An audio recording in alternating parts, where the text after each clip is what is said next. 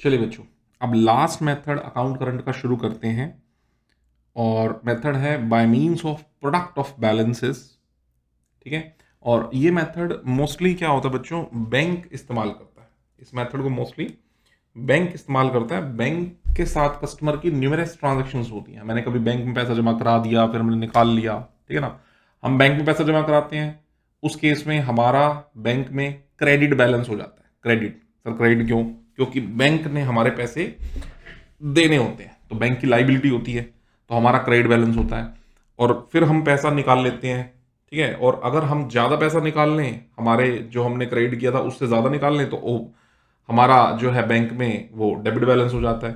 तो जो debit balance होते हैं उसके ऊपर बैंक हमसे इंटरेस्ट चार्ज करता है, और जो क्रेडिट बैलेंस हमारा बैंक में होता है उसके ऊपर बैंक हमें इंटरेस्ट पे करता है। तो इन डिफरेंट ट्रांजैक्शंस को डील करने के लिए बैंक इस मेथड का इस्तेमाल करता है। आइए जरा देखते हैं कि क्या है ये हमारा लास्ट और final method, means of product of balances. आइए बच्चों, ये देखो एक इलस्ट्रेशन से मैं अपने पॉइंट को क्लियर करता हूं। Illustration number 8, the last illustration. आइए इसी में समझते हैं, बहुत आसान है। On 2 January 2020 Vinod open A current account. होता ही करंट अकाउंट इसलिए है क्योंकि बहुत बिजनेसमैन जो अकाउंट खुलाते हैं, ठीक है, करंट अकाउंट जिसमें नंबर ऑफ ट्रांजैक्शंस की कोई रेस्ट्रिक्शंस नहीं होती, जब मर्जी डिपॉजिट कराओ, विड्रॉल करो, ऐसा है ना। डेबिट, कभी डेबिट बैलेंस, कभी क्रेडिट बैलेंस, ऐसा। तो इलाहाबाद बैंक में अकाउंट खुलवाया, कितने से? 30,000 रुपए से। तो बैंक एंट्री बनाएगा, हम बैंक की बुक्स लिख रहे हैं। बैंक अकाउंट करंट मेंटेन कर रहा है अपने कस्टमर का, customer Vinod. So Vinod in account current with Allahabad bank limited. बहुत सिंपल है, ठीक है ना। तो 30 जून को बन रहा है और इंटरेस्ट है, दो डिफरेंट परसेंटेजेस हैं। अगर डेबिट बैलेंस कस्टमर का है, यानी कस्टमर ने अगर पैसा देना है बैंक का, तो 5% बैंक इंटरेस्ट चार्ज करेगा। और अगर बैंक की लाइबिलिटी, यानी बैंक ने अगर पेमेंट करनी है कस्टमर को, तो उस बैलेंस पे बैंक 2% इंटरेस्ट देगा। चलो आके बैंक देखो, देते बार 2% दे रहा है, लेते बार, चार्ज करते बार 5% चार्ज करते। तो बैंक है भाई, बिजनेस करने बैठे हैं ना, समाज सेवा थोड़ी कर रहे हैं। चलिए, तो हमें इस ट्रांजेक्शन को डील करना है। आइए, तो विनोद ने जब 30,000 रुपए डिपॉजिट कराया, तो उस केस में एंट्री बैंक बनाएगा कैश टू विनोद, और विनोद की पोस्टिंग, विनोद के लेजर में पोस्टिंग होगी बाय कैश। अब आप जब इस तरह के हम ट्रांजैक्शन करते हैं तो पर्टिकुलर्स एक ही होते हैं, बाय वाले अमाउंट भी वही और टू वाला, बाय टू दोनों इसी में मेंटेन होगा। स्पेशल तरह की बात है ये, ठीक है। जैसे वो पेटी कैश बुक समथिंग कुछ ऐसा आपने सीखा था, उसमें भी पर्टिकुलर्स का कॉलम एक ही होता है, इसमें भी पर्टिकुलर्स का कॉलम एक ही होता है। चलो, तो बाय कैश डिपॉजिट हुआ 30,000 रुपए। तो बैंक ने 2 जनवरी को विनोद का एक क्रेडिट बैलेंस छोड़ दिया, 30,000 रुपए क्रेडिट किया, और ये बैलेंस भी कौन सा बैलेंस है? क्रेडिट बैलेंस है, 30,000 रुपए। फिर क्या हुआ? फिर विनोद ने 15 जनवरी को फिर डिपॉजिट दिया 12,000 रुपये। अब देखो भाई, 12 और डिपॉजिट दिया तो 30 का पहले ही डिपॉजिट था क्रेडिट, 12 का डिपॉजिट और आ गया, तो बैंक उसको 42,000 रुपये से क्रेडिट कर देगा। 30 + 12। सबसे पहले आप क्या करो, डेट्स और क्रेडिट्स में डील करो, उसके बाद अगली बात बताता हूँ। फिर क्या हुआ उसके बाद 15 जनवरी के बाद 15 फरवरी, क्योंकि यहाँ तो डिपॉजिट्स में तो सीधा मार्च है, तो विड्रॉल शुरू हो गया जी। 15 फरवरी को विड्रॉल हुआ 26,000 रुपये का। तो विड्रॉल अगर 26,000 का हुआ, तो 42 में से 26 बैलेंस, 26 माइनस हो गए, तो बैलेंस कितना रह गया? 16,000। पर अभी भी क्रेडिट ही है, विनोद ने ही पैसा लेना है बैंक से, यानी बैंक की अभी भी लाइबिलिटी है, क्योंकि विनोद का पैसा देना है 16,000 पे। फाइन, देन ये हो गया 26,000 का विड्रॉल। देन 12 मार्च का डिपॉजिट है 8,000 का, तो 8,000 का और डिपॉजिट ले लो, ये एक और डिपॉजिट आ गया। तो 16 का पहले ही क्रेडिट बैलेंस था, प्लस 8 का क्रेडिट और, दैट इज 24,000 क्रेडिट। 24,000 क्रेडिट। 10 अप्रैल को 30,000 का फिर विड्रॉल है। अब देखो बच्चों, बैलेंस ही कितना था मेरे पास 24,000 का क्रेडिट था। अब 24,000 के क्रेडिट में से जब 30,000 रुपये माइनस हो जाएंगे तो क्रेडिट बैलेंस नहीं बचेगा, अब बचेगा डेबिट बैलेंस। कितने का डेबिट? 6,000 रुपये। यानी विनोद ने बैंक से नहीं लेने, अब बैंक ने विनोद से लेने हैं। कितने पैसे? 6,000 रुपये। ठीक है। उसके बाद 16 अप्रैल के बाद, हाँ 10 मई को 16,000 का उसने डिपॉजिट दे दिया। 16,000 का डिपॉजिट दे दिए ना बच्चों, तो बैलेंस हो गया फिर से क्रेडिट, 10,000 रुपये का क्रेडिट। ठीक है ना, 6 का डेबिट था, 16 क्रेडिट हुआ तो 10 का क्रेडिट हो गया। और फिर फाइनली 14,000 रुपये विड्रॉल कर लिए 15 जून को। तो 14,000 अगर विड्रॉल कर लिए, 10,000 के क्रेडिट में से 14,000 अगर माइनस कर दूं तो फिर डेबिट बैलेंस हो गया 4,000 रुपये का। और इसके बाद ट्रांजैक्शंस तो बच्चों हो गई हैं खत्म। ठीक है, ट्रांजैक्शंस खत्म हो गई हैं। ठीक है, अब कुल मिला के विनोद का इन सारे कामों को करने के बाद में फाइनली ये चीज है, 4,000 रुपये का डेबिट बैलेंस है जो कि विनोद ने टू पे करना है किसको? बैंक को। अभी तो यही लगता है ना, ये कंक्लूजन निकल गया है सारी ट्रांजैक्शन के बाद, विनोद ने बैंक को 4,000 रुपये देने हैं। बढ़िया। अब सुनो, इंटरेस्ट। अब इंटरेस्ट का कैलकुलेशन करो। इंटरेस्ट का कैलकुलेशन बहुत आसान है।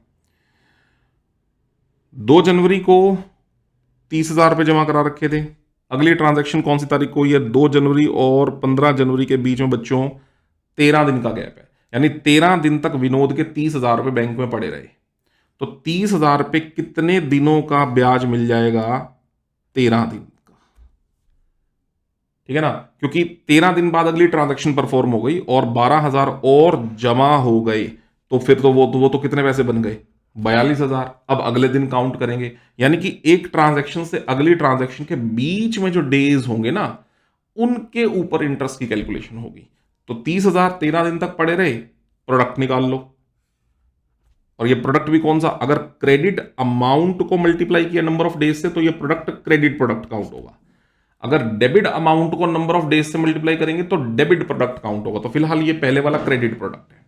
फिर जब 12,000 डिपॉजिट हो गए तो 42,000 हो गए।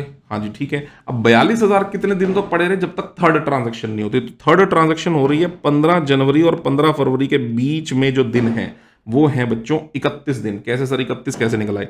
बच्चों जनवरी के दिन गिनो, 31 माइनस 15, 16 दिन जनवरी के और फरवरी के 15 दिन। कितने कितने दिन हो गए? 31 दिन हो गए। तो 31 दिन का क्रेडिट बैलेंस हो गया 42,000 रुपये। एक बार थोड़ा सा इसको मैं इरेज कर दूं नीचे वाली चीजों को, थोड़ा सा आपको समझ में आ जाएगा बेटर। 42,000 रुपये पे 31 दिन, तो फिर से क्रेडिट प्रोडक्ट क्रिएट हो रहा है क्योंकि क्रेडिट बैलेंस को मल्टीप्लाई कर रहे हैं नंबर ऑफ डेज से। ठीक है, अगली ट्रांजैक्शन परफॉर्म हो रही है 15 फरवरी के बाद 12 मार्च को। तो कितने दिन तक? अब अच्छा 26,000 निकल गए ना। ठीक है 26,000 निकल गए तो बैलेंस कितना हो गया? 16,000 रुपये। ठीक है, तो 16,000 रुपये कितने दिनों तक पड़े रहे? 15 फरवरी माइनस से 12 मार्च। तो एक चीज देखना बच्चों, यहां पर हालांकि 2020 है और लीप ईयर है, फरवरी में दिन तो होने चाहिए 29, लेकिन इस क्वेश्चन को कैलकुलेशन करते हुए फरवरी में 28 दिन कंसीडर किए गए हैं।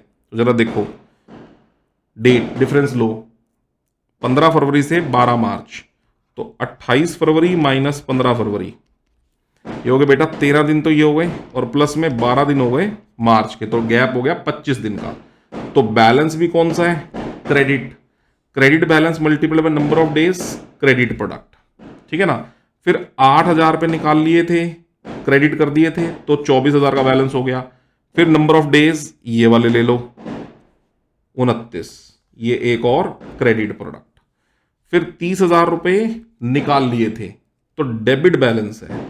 और नंबर ऑफ डेज 10 अप्रैल से 10 मई तक, दैट इज अप्रैल के तो जीरो ही हो गए ना, सॉरी जीरो के हो गए। 10 अप्रैल से 10 मई, तो अप्रैल के कितने हो गए? अप्रैल के हो गए 20 दिन। 30 अप्रैल माइनस 10 अप्रैल, 20 दिन तो अप्रैल के हो गए और मई के 10 दिन, तो टोटल 30 दिन हो गए। तो 6,000 के product multiplied by 30 number of days. अब ध्यान रहे, अब आप डेबिट अमाउंट को मल्टीप्लाई कर रहे हो नंबर ऑफ डेज से, तो डेबिट वाला प्रोडक्ट क्रिएट होगा।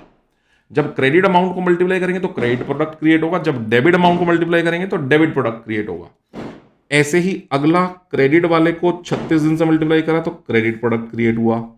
ऐसे ही अगला 4000 के डेबिट बैलेंस को जब 15 दिन से मल्टीप्लाई करा, ये कौन से 15 दिन है, ये है 15 जून को लास्ट ट्रांजैक्शन परफॉर्म हुई है and you are making account current on 30th of June. तो आखिरी बैलेंस को आखिरी डेट के साथ जब लेंगे तो 15 दिन हो गए, 4000 रुपए 15 दिन तक पड़े रहे, 4000 का debit balance.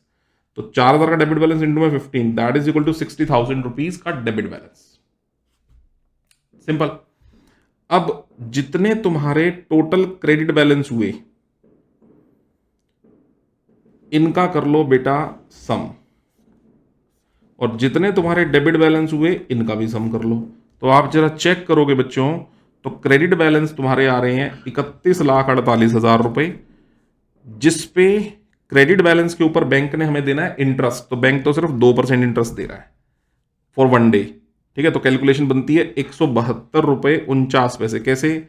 3148000 multiplied by 2/100 multiplied by 1/365। तो बैंक हमें इंटरेस्ट दे रहा है 172 रुपए 49 पैसे, और बैंक 2,40,000 के डेबिट बैलेंस के ऊपर 5% के हिसाब से एक दिन का 32 रुपए 88 पैसे इंटरेस्ट हमसे लेगा। तो देगा क्रेडिट करेगा, लेगा डेबिट करेगा, तो फाइनली बैंक हमें इंटरेस्ट क्रेडिट करेगा 139 रुपए 61 पैसे, जिसको राउंड अप हम 140 रुपए लिख लेते हैं। तो 140 रुपए का बैंक हमें फाइनली इंटरेस्ट देगा। तो अब अगर इंटरेस्ट बैंक हमें देगा तो इंटरेस्ट हमें बैंक क्रेडिट करेगा, क्रेडिट में लिख दिया। तो हमने बैंक को कितने पैसे देने थे? 4000 रुपए का हमारा डेबिट बैलेंस था बैंक की तरफ, हमने बैंक को पे करना था। उसमें से 140 रुपए बैंक ने हमें क्रेडिट कर दिए अभी अभी ताजे ताजे इंटरेस्ट के। तो फाइनली अब हमने बैंक को मात्र कितने पैसे देने हैं? 3860 रुपए का अब हमारा डेबिट बैलेंस है, ठीक है ना। तो बैंक ने हमें डेबिट कर रखा है, यानी हम बैंक के कौन हैं? डेटर हैं।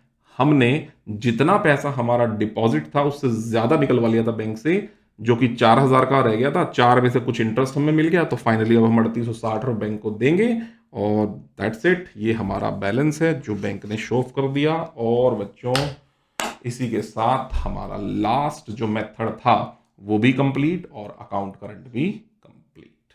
चलिए बच्चों अब आप इसको अच्छे से प्रिपेयर करिए। All the very best.